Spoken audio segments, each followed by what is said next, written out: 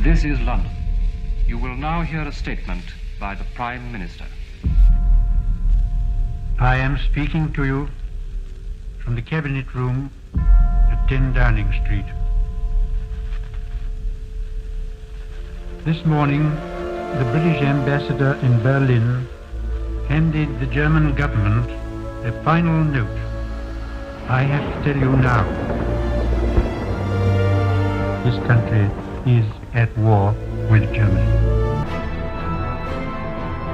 Ich habe nun über 6 Jahre am Aufbau der deutschen Wehrmacht gearbeitet. Es sind in dieser Zeit über 90 Milliarden für den Aufbau dieser Wehrmacht angewendet worden. Sie ist heute die bestausgerüstete, sich beide Militäreinheit mit der Jahresleistung und Kräften. Ein Vertrauen auf sie ist unerschütterlich. The war began when the leader of Nazi Germany, Adolf Hitler, invaded Poland. He did this to reclaim the land taken from Germany in World War I, and to begin the hallmark efforts of the anti-Semitic Nazi campaign to oppress the Jewish people. 2 days after the Poland invasion, the country's allies, Great Britain and France, declared war on Germany. 2 years later, Japan, being one of Germany's allies, readjusted their war efforts in the direction of the westmost territory of the United States, Hawaii. In December of 1941, an attack was carried out on Pearl Harbor in the hopes that it would do enough damage to lessen the resistance expected in conquering Southeast Asia. After this crucial moment in the war sequence of events, the United States officially became part of World War II, as stated by Franklin D. Roosevelt in his Day of Infamy speech. The United States of America was suddenly and deliberately attacked by naval and air forces of the Empire of Japan. Given the nature of the all-out conflict with the Axis powers, intelligence regarding the movements of the opposing military groups was essential, and despite the Allied powers' best efforts at using methods of secrecy, such as different name ciphers, the Axis powers were able to decode just about every message. This raised several new dangers for the US and its allies, the most important being the lack of integrity and the confidentiality of their military developments and strategies. To mediate these dangers, the US needed to develop a new code. They had already implemented codes based on the language of other native tribes. Among these were the Comanches, Choctaws, Hopis, Cherokees, and others.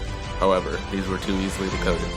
Instead, the United States needed to find another language upon which they can base a new code, a language so infrequently taught and used hardly anyone in the US knew it existed. And through 1941 and 1942, they did just that. The Marine Corps recruited Navajo code talkers.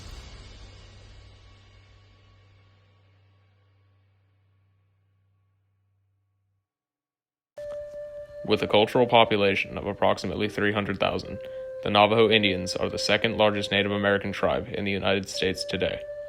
They have a total of 27,000 square miles of reservation in the current states of New Mexico, Arizona, and Utah. It is believed that the Navajos first arrived in the southwestern United States around 800 and 1,000 years ago.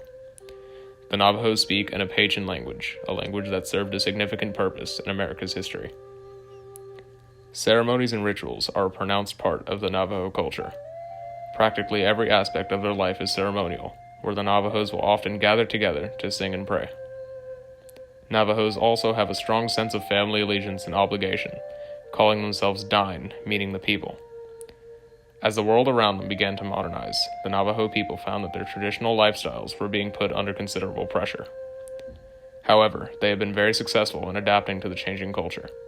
The Navajo learned how to speak English and began to participate in the American economy, while continuing to maintain their own language, customs, and religion. In May of 1942, the first 29 Navajo natives were recruited and sent to a camp where they began their intense training.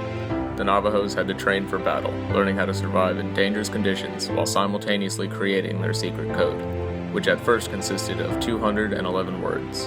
The code was structured in a code within a code fashion.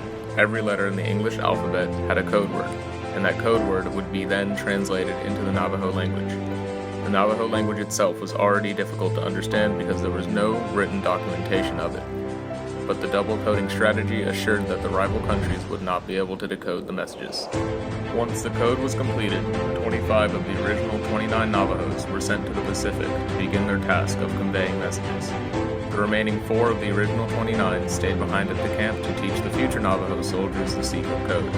Soon, more than 200 Navajos were being used as code talkers. In Navajo, it was Daki Tien, and that's hummingbird in the Navajo language. Say you wanted to give the rank of maybe the commanding officer, who might be a captain. And so to say captain, we would use the term railroad track. And so we would say in Navajo 2 tracks, besh na kie, 2 irons. The Navajo natives were essential for America's success during World War II.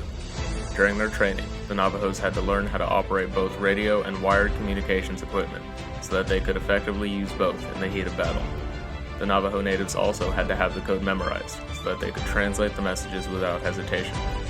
Depending on the importance of the message, the Navajo soldiers would sometimes just relay them in English, but sometimes the messages were too crucial to take the risk of the enemy's hearing it. Rival countries such as Japan had their own code breakers who listened to the codes that the Americans were transferring through their radios, trying to learn the course of action. However, the Japanese were ultimately never able to break the code due to the complexity of the Navajo language. By the end of World War II, on September 2, 1945, about 400 Navajo natives had served as code talkers. Their code was never broken. In Europe, the war ended when the powerful forces of Britain, France, the United States, and Canada united and drove the Nazis back to Germany.